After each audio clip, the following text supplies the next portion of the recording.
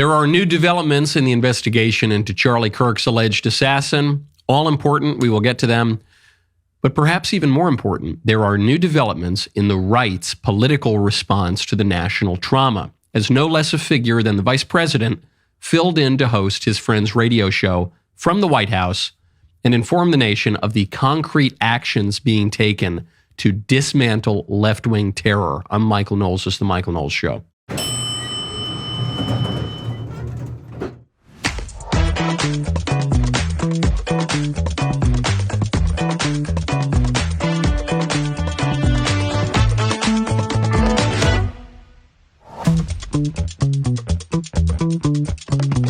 Welcome back to the show. A lot of new developments here suggesting that perhaps this assassination was not just one guy planning and acting alone. Maybe more people knew about this. Maybe more people were in on it. We will get to that evidence in a moment.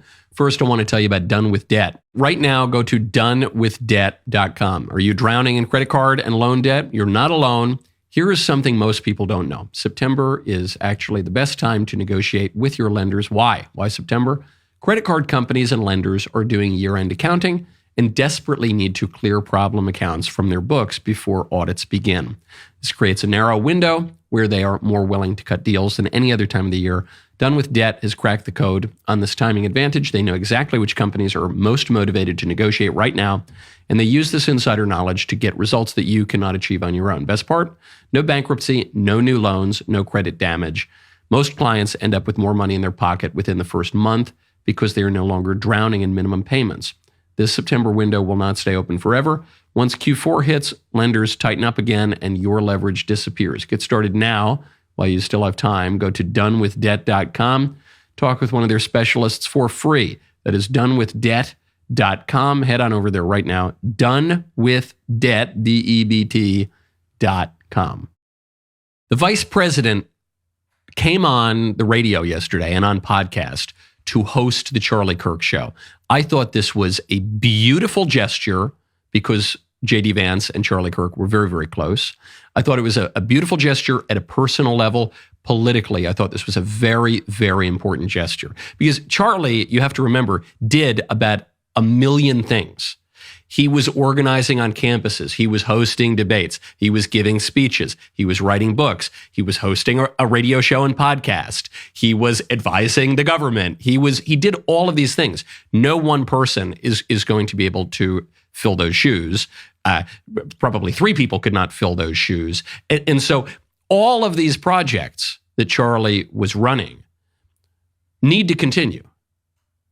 The family wants them to continue. The organizations want them to continue. America needs them to continue.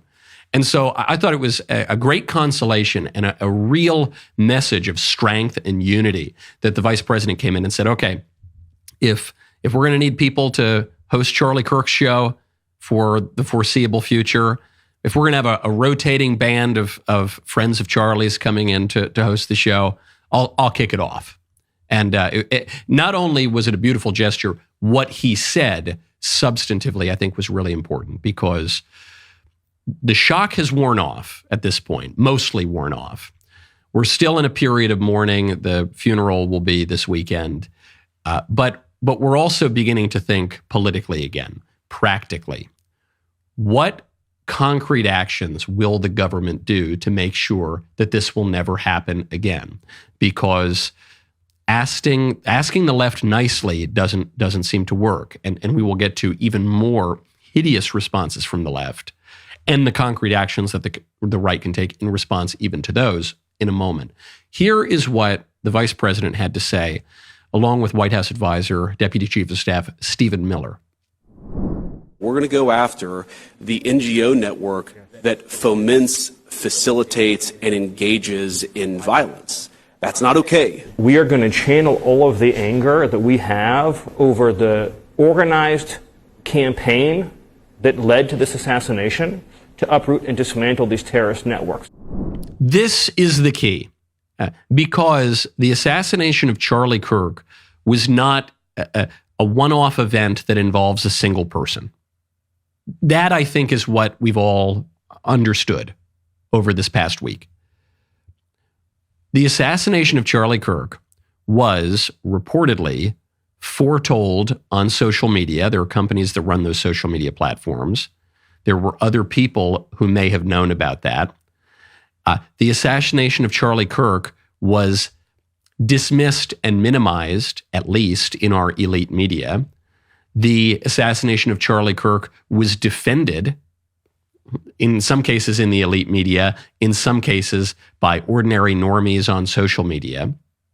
The left-wing organizations that have targeted Kirk over the years, or just even take a step out and look at the broader left-wing violence against the right, that violence often occurs within the context of organizations, notably Antifa, which has attacked many of us over the years violently in the attempt to injure or kill people. And so it's organized, is the conclusion. It's not just one person. It's not just one lunatic. It is organized. It is like organized crime. It is literally organized crime, I should say.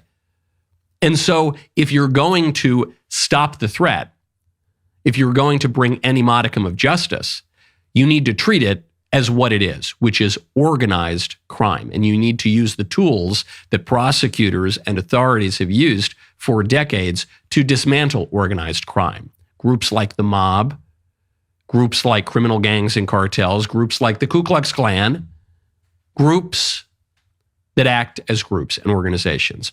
Right off the top, tells you that the vice president and the deputy chief of staff are taking this seriously. They understand the issue for what it is. Then the vice president gets personal. This is personal for a lot of us. And I don't even just mean that Charlie's assassination is personal for his personal friends. It feels personal to millions and millions of Americans who grew up watching his videos, who think of him like an older brother, like a teacher, like a family member, who have an intimate relationship with him because he was, at the very least, in their ears on his podcast that J.D. Vance is now hosting, or on their phones, on the TikTok clips of him graciously debating people. It feels very, very personal. And the attacks from the left feel very, very personal too. And they are very, very personal. J.D. Vance recounted a story. He's with his children.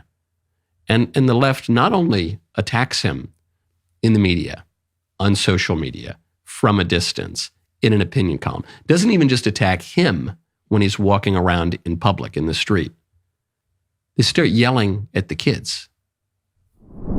My wife and I decided to take our kids to Disneyland one weekend, but there was a loud and very vocal minority that would shout at my children, who were 8, 5, and 3, whenever they got the opportunity. "You should disown your dad, you little." After Charlie died, one of his friends and one of our senior White House staffers had left-leaning operatives in his neighborhood passing out leaflets telling people what he looked like and where he lived, encouraging neighbors to harass him or, God forbid, to do worse. While he was mourning his dead friend, he and his wife had to worry about the political terrorists drawing a big target on the home he shares with his young children. It is not possible to have a society with such people. I'm not saying that we need to banish all of them to St. Helena. Some of them we probably should. But I'm saying that we need to correct their behavior by any just and legal means. We will not tolerate this. We will not tolerate people coming up to the children of public figures and shrieking at them on the street. There's nothing conservative about tolerating that. There's nothing American about tolerating that. There's nothing civilized about tolerating that. And we've had enough. We've had enough of that, and that will stop. It's a personal touch to a broader political issue. But really, one cannot separate the two. This is something in a way that the feminists of the 1970s got correct. Or maybe it was a self-fulfilling prophecy. They used to chant, the personal is the political. And they chanted this slogan as a way to do the opposite of what J.D. Vance is attempting to do. But I suppose the observation is the same. They said, you need to get personal. You need to get up in people's faces. You need to scream at people's kids. You need to disrupt every aspect of their life. You need to dox people. You need to harass them. You need to make them fear for their lives in their home. We need to make the political feel more personal. Well, you succeeded. But we can't have a society that way. You can't have a society if you don't think you can take your kids to Disneyland. You can't have a society if you don't feel that you can be safe in your own home, in your own neighborhood. And so the conditions that have led to this moment of particular degradation, those conditions need to be corrected. And they need to be corrected by the civil society, and where possible, where legal, where appropriate, they need to be corrected by the government with great force. How do we do that? How do we set these kinds of limits? The vice president addresses that directly as well. We'll talk about that in 1 second. First, I want to tell you about Pure Talk. Go to puretalk.com/Knowles. When was the last time you bragged about your wireless company? Like, did you know that my wireless company gave away 1,000 American flags to deserving veterans, or forgave $10 million in veteran debt? Did you know my wireless company raised almost $500,000 to prevent veterans suicide? Well, when your wireless company is Pure Talk, there's a lot you can brag about. You can even brag about the coverage you get with Pure Talk, a 5G network that is insanely fast, dependable, and secure. You can brag about how much money you can save with Pure Talk, unlimited talk text, 15 gigs of high-speed data, just $35 per month with mobile hotspot. I've had Pure Talk for 5 years now. I love it. The service is the best you're going to get, both on the cell service side and on the customer service side. And they support things that we all support. So it's time to switch over to my wireless company, Pure Talk. If you need another reason, something you can really brag about, Pure Talk is the only wireless company that gives you a 1-year free membership to DailyWire Plus when you switch. PureTalk.com/Knowles. Choose a qualifying plan at PureTalk.com/Knowles, KNOWLES. Pure Talk, wireless worth bragging about. How do we live together? That's the question on everyone's mind, at least everyone on the right. People on the left, maybe not. They're too busy celebrating Charlie's assassination, many of them. But the people on the right, we have this question, which is not just how do we get revenge? I don't think a lot of people are thinking that on the right. It's not just how do I protect myself individually? Some more people are thinking that, but it is a broader question. How do we live together? How do we have a country? And there's a shallow, glib answer that you're hearing from the Kumbaya corner, which is, well, we just need unity. You don't say, wow, thanks, Sherlock. Well, we just need... How do we achieve unity? JD addresses this head on. There is no unity with people who scream at children over their parents' politics. There is no unity with someone who lies about what Charlie Kirk said in order to excuse his murder. There is no unity with someone who harasses an innocent family the day after the father of that family lost a dear friend. There is no unity with the people who celebrate Charlie Kirk's assassination. And there is no unity with the people who fund these articles, who pay the salaries of these terrorist sympathizers, who argue that Charlie Kirk, a loving husband and father, deserved a shot to the neck because he spoke words with which they disagree. Absolutely right. And this is the key, and this is what you have to impress to your friends on the left, to liberals, but also to your friends on the right. We want unity. We want a place where we can discuss ideas openly in a healthy way that is conducive to truth and virtue and human flourishing. We want that. We want a normal country. But the left has dismantled the conditions that make that possible.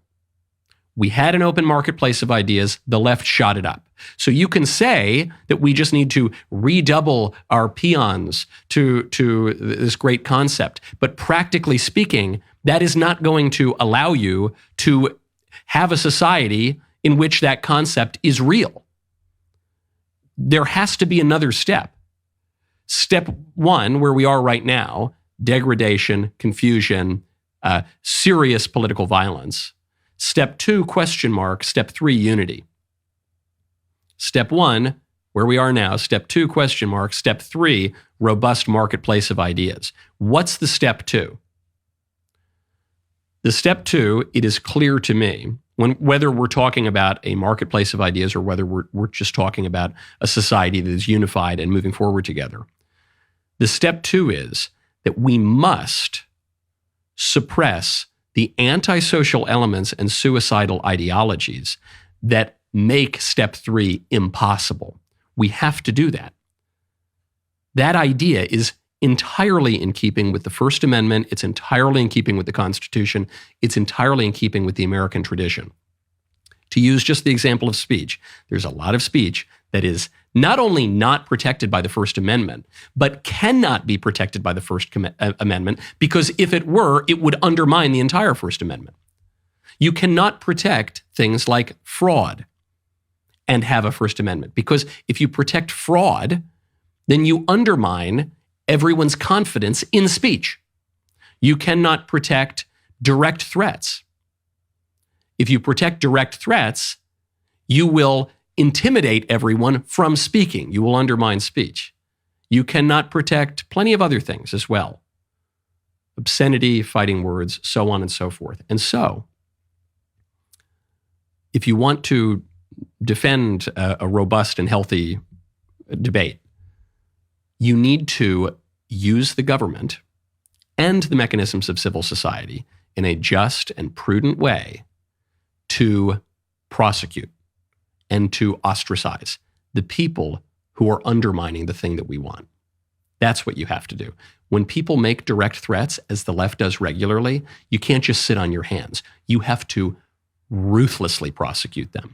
When organizations are funded, there are funders to these organizations. When they are funded, when they promote through the mass media or through social media calls to violence against conservatives or anyone else, you need to prosecute them. Where it is not appropriate to prosecute, you need to ostracize them from polite society. In some cases, people need to lose their jobs. There have to be real consequences to dismantle the antisocial elements who promote suicidal ideologies that undermine and preclude the entire kind of society that we want. The kind of society that is envisioned in the framework of our Constitution and by the great men who built our country. That's what we have to do. Final point on JD's appearance on the Charlie Kirk Show.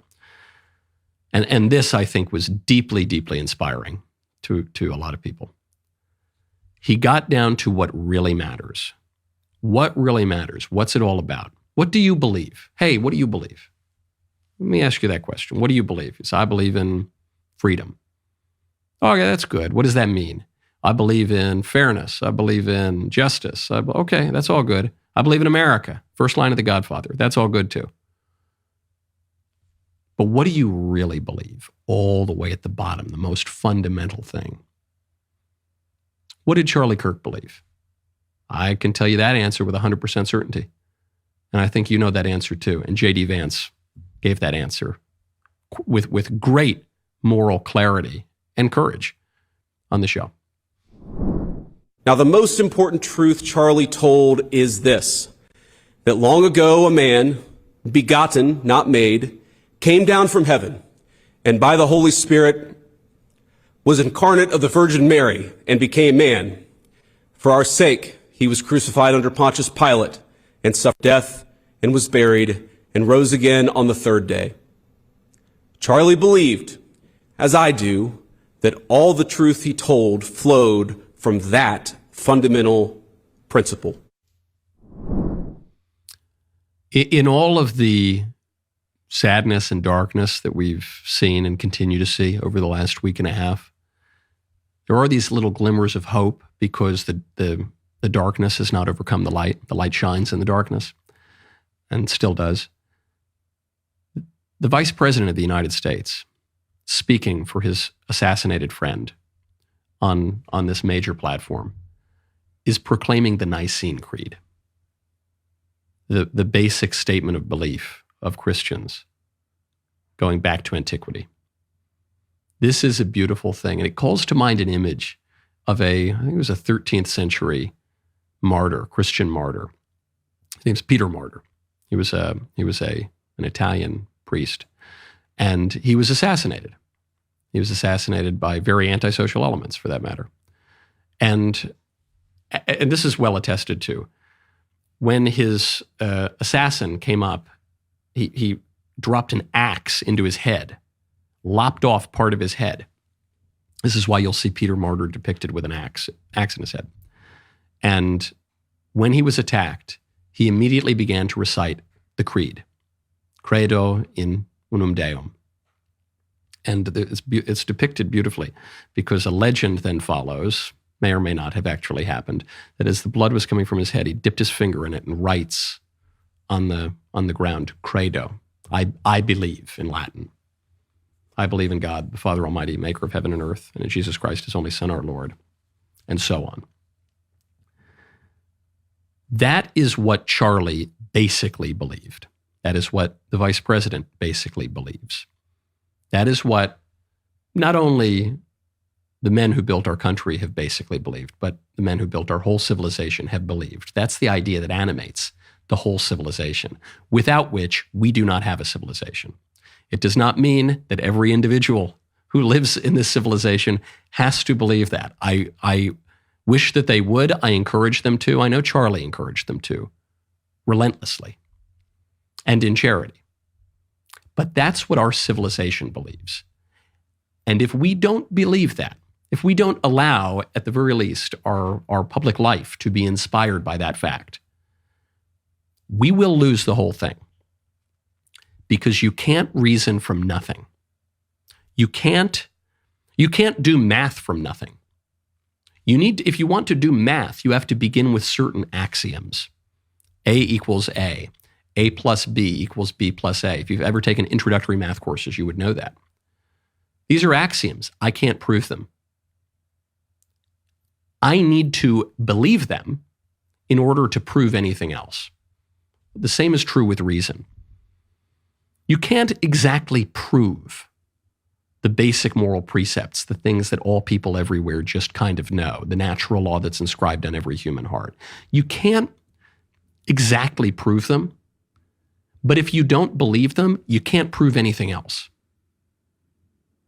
This is what we must refamiliarize ourselves with. This is what we must reassert. These basic moral truths, these basic truths and moral goods that are not the asymptotic goal of endless debate, but are rather the axioms without which debate is not possible. That's what we got to do. So important for the vice president to say this. So fitting, given Charlie's mission, which ultimately comes down to religion, because all of our missions in this world are not merely to do things while we walk and then take a dirt nap, but they're aimed at the eternal. So important. Everyone should take it to heart. Everyone should believe it, or at the very least, act as though you believe it. Act in accord with the civilization that has believed it. Now, a lot of developments have come out in the investigation into the suspect, upending some priors, making this seem a little bit more organized than previously understood. What are we learning now? The suspect apparently used Discord. He was all over the internet, posted on all sorts of weird platforms and forums.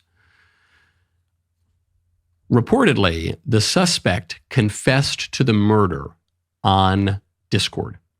Now, previously, Discord had said that Discord, this social media platform, was not used to plan the murder. And technically, that would still remain true, even if this report is correct. Because the report is not that he said that he was going to commit the murder beforehand. It's that he confessed afterward, a couple hours before he was apprehended by the authorities. So Discord looks a little dodgy here. Looks like it's hiding something maybe, but not that it actually lied. What did he write? Reportedly, he writes, "Hey guys, I have bad news for you all. It was me at UVU yesterday. I'm sorry for all of this. I'm surrendering through a sheriff friend in a few moments. Thanks for all the good times and laughs. You've all been so amazing. Thank you for everything." The import of this is not that we're learning something new about the character of this monster. The import is the authorities are now looking into wider organization of this assassination. The authorities are now looking into foreknowledge of the assassination. And there we are finding a lot of very, very distressing clues. Aaron Sabarium at the Washington Free Beacon has found a series of posts. One says, it'd be funny if someone like Charlie Kirk got shot on September 10th. You can look at the date, well before the assassination. Another post, September 10th will be a very interesting day. Then, after September 10th, he reposts this and he says, I plead the fifth. Again, this is that post goes all the way back to August 6th. Could be a coincidence, maybe not a coincidence. Third post, Charlie Kirk is coming to my college tomorrow. I really hope someone evaporates him literally.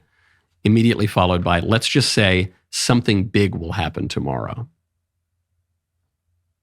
Is that just a coincidence?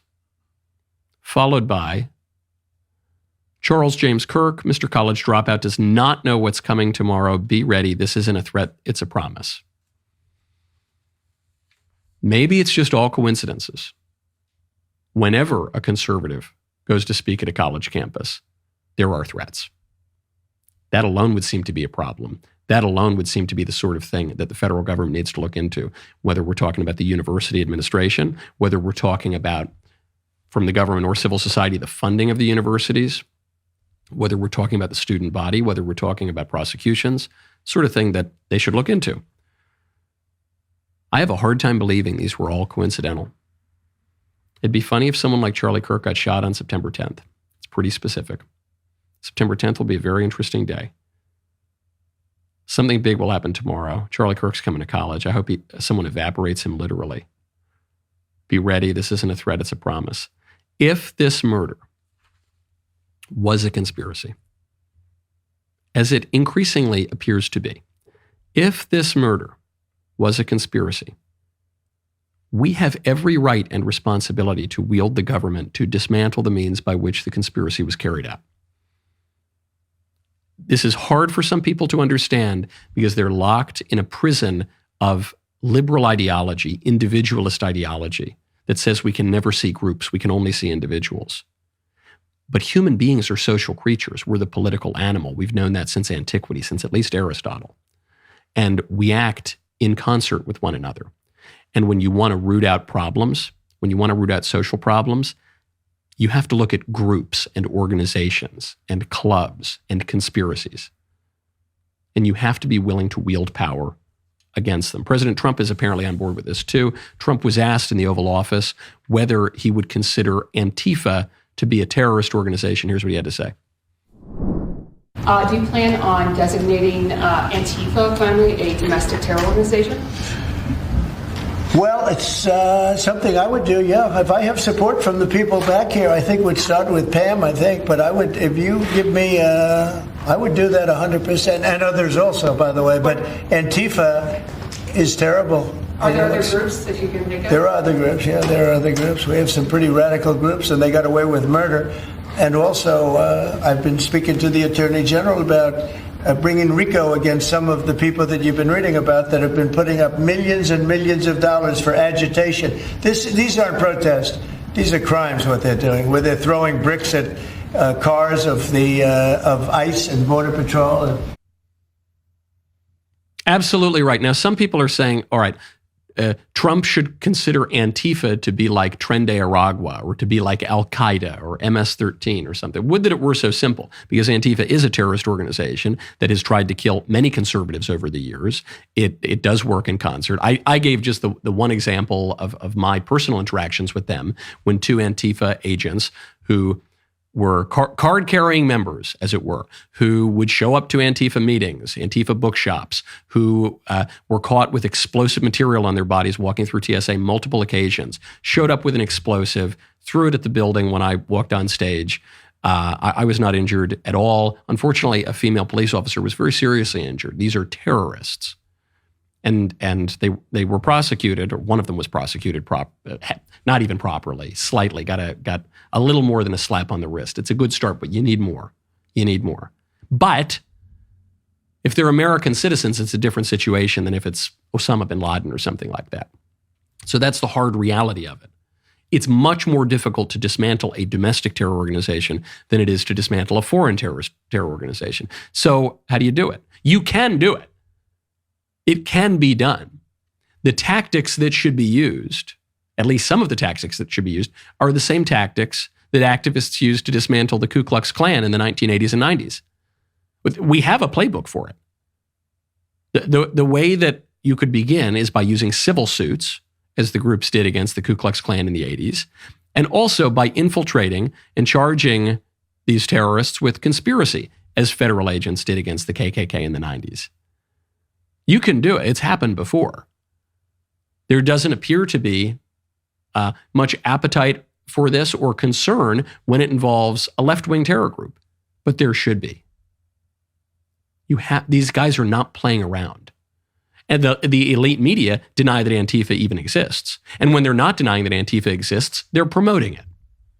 Saying anti-fascist, that's like General Patton and WW2, isn't it? We hate fascists. And implicitly, that's why we have to support a terrorist organization that tries to murder conservatives for having open dialogue on a college campus. The reaction needs to have teeth. I'm confident, listening to the vice president yesterday, listening to Stephen Miller yesterday, listening to the president yesterday, that it will. But that people respond to incentives. And authority is real. And politics requires concrete actions. That's what needs to be taking place. I'll give you a good place to start. There is a left-wing streamer who goes by the name of Destiny. His real name is Stephen Bonnell. After Charlie Kirk's assassination, Stephen Bonnell called for conservatives to fear for their lives more often. We'll get to that momentarily. First, my favorite comment yesterday is from Vinnie Durham, 8964. He says, for argument's sake, let's say the fool who murdered Charlie Kirk was a right-winger. Who are the ones celebrating his death? I think this is what really drives it home politically for most Americans. I said from the beginning, I said, look, all of the evidence points to this guy being a radical leftist. All of the evidence, up to and including his transgender furry boyfriend, but a lot of other stuff too. It all points to him being on the left. But let's just say that there's a 0.1% chance the guy's on the right. It could be, or that his ideology is incoherent or whatever. That would have mattered if not for one fact, which is that the entire left dismissed, justified, and celebrated Charlie's assassination. From the elite media all the way down to your cousins and neighbors and coworkers on Facebook. That's the problem. I'm not saying every single person. There were respectful statements put out by some prominent Democrat politicians. There were dismissive statements made by some Democrat politicians. Broadly speaking, it's pretty clear to me, the whole left excused and celebrated this. So it actually doesn't matter. The guy could be a fascist. It actually wouldn't change the political calculation now. Because one side celebrates the murder of the other side, and it doesn't go in the opposite direction. Case in point, Stephen Bonnell, who had this to say after the assassination of Charlie Kirk. Hash out the crime statistics? Not exactly like... You need conservatives to be afraid of getting killed when they go to events so that they look to their leadership to turn down the temperature. The issue is right now, they don't feel like there's any fear. Like, I don't know. It's like memes. It's just memes to everybody, I guess. I don't know, bro. I don't know. I don't care. I'm playing video games. Okay, I'm done today. I don't give a fuck. God, it's gonna be so gay if I get killed in the next 2 months of shit I'm doing. Well, the out here, please don't anybody make any actual the most weak bullshit speeches on my side. God, if it happens, holy shit, I'm gonna make a death note before I go out to go live and not. God, it's so optics. Hard to make sense of what he's saying. The first part is clear enough, though. He says conservatives need to fear for their lives when they go out to go do events. You need to make them fear for their lives. You need to make them think you're going to murder them.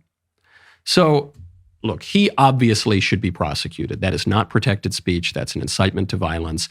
Clear as day. Stephen Bonnell should be prosecuted. He should spend a long time in prison for that. No question. But more broadly, these people should not be permitted in public. They should not be permitted in clubs. They should be fired from their workplaces if they say things like this. They should be ostracized from all of polite society. Not so that we can shrink the acceptable discourse. It's quite the opposite. What he is saying is, you need to threaten to murder conservatives so that they shut their mouths, so that we don't have to deal with their open marketplace of ideas. What he is articulating is, as Chesterton calls it, the thought that stops thought. That is a thought that urgently must be stopped in order to have the goods and the kind of society that people claim that they want. He's not the only one. There's another prominent left-wing streamer, Hassan Piker. Here's an example just from last year. Tom Cotton posted something on Twitter. Hassan Piker responds with a diagram of how to make the gun, the homemade gun that killed Shinzo Abe in Japan, Prime Minister of Japan. An obvious threat, a call to action to murder a sitting Republican senator. He should be prosecuted. Hassan Piker should be prosecuted. The government needs to come in and bring the force of actual government authority down and punish him for breaking the law. If the government does not do that, you'll get more of this. You'll get more threats against conservatives. You will very likely get more injuries and murders of conservatives. You will shrink the vaunted marketplace of ideas. You will undermine all of society.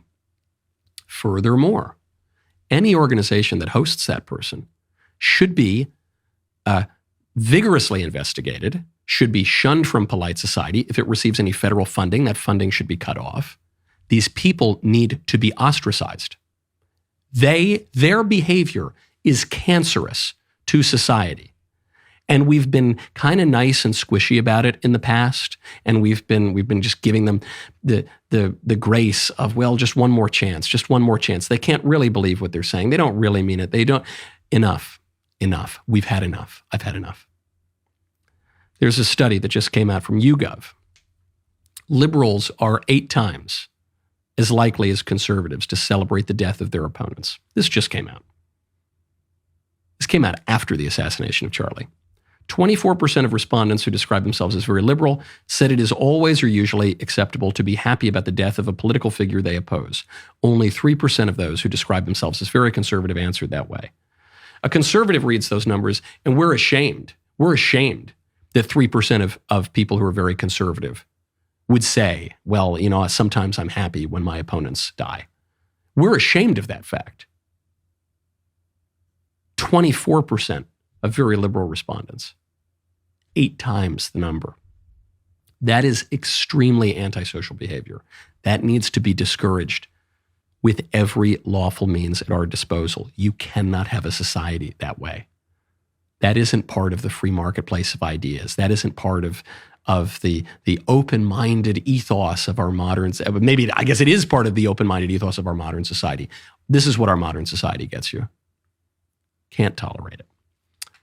Happily, firings are taking place.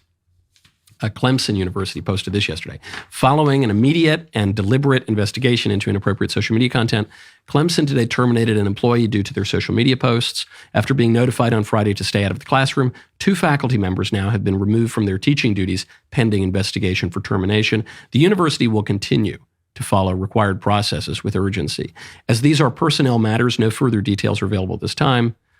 Clemson's commitment to the safety and well-being of our campus community remains our top priority. Good. That's a good start, is what I call that. You have to do that. You can't have a company where half of the employees think that the other half are going to try to murder them, or at the very least would encourage their murder, or at the very least would celebrate their murder. You can't have a company that way. And you can't have a society that way. A number of teachers have made these sorts of comments, and there are too many of these to count, but these are teachers. These are people who are in front of kids every day. And here's one example being reported. Far-right a-holes have a target on their backs and deserve to die. 1 down, millions to go. You see a lot of this kind of stuff. All of them need to be fired, of course. But I want to have a little word of prudence here. What we're talking about is a political reform. for a problem that we have allowed to fester for way, way too long. A problem that has fundamentally undermined even the vaunted open marketplace of ideas and fundamentally undermined our society. This is long overdue, and it's terribly, terribly sad and tragic that Charlie Kirk had to be assassinated for people to wake up and come to their senses. So what we're talking about is a political reform to defend the free speech tradition as it actually exists in the United States, not some ideological nonsense that's meant to undermine the entire premise of the country. With any political reform, it is wise to err on the side of caution. No one wants to, as you saw from the numbers, conservatives, we don't want vigilante political violence. We don't want any of that kind of stuff. We don't want pogroms. We don't want to overreach. We want action, though, and we want consequences, and we need them. So, one way to think about this is that certain industries, more than others, more urgently need to fire these people. Education. You cannot have these people teaching your children. They need to find something else to do. They need to find some other way to support themselves. Any teacher at any level of education who posts anything like this, the defense of the murder of someone for expressing his, they all need to be fired. And there needs to be consequences for school districts that don't fire them. Easy one. Healthcare, you cannot have a hospital operating where the patients think that the nurses want to murder them or the doctors want to murder them. Healthcare, you got to fire these people fast if they're found in healthcare. The service industry, we can't go into restaurants if we think that the kitchen staff or the waiters want us to be murdered or encouraging our murder. I can't eat the food. Service industry, you got to fire a lot of those people. In other industries, it's less urgent. And there's limited resources and there's limited time in the day. So we need to prioritize what really matters. We need to get on this fast. There's so much more to talk about. Specifically speaking of healthcare, Bobby Kennedy said something so interesting about Charlie and his legacy yesterday on the show. We don't have time to get to it today. Much more to get to. We'll get to it, I guess, tomorrow. The rest of the show continues now. See you over in the Membrum Segmentum.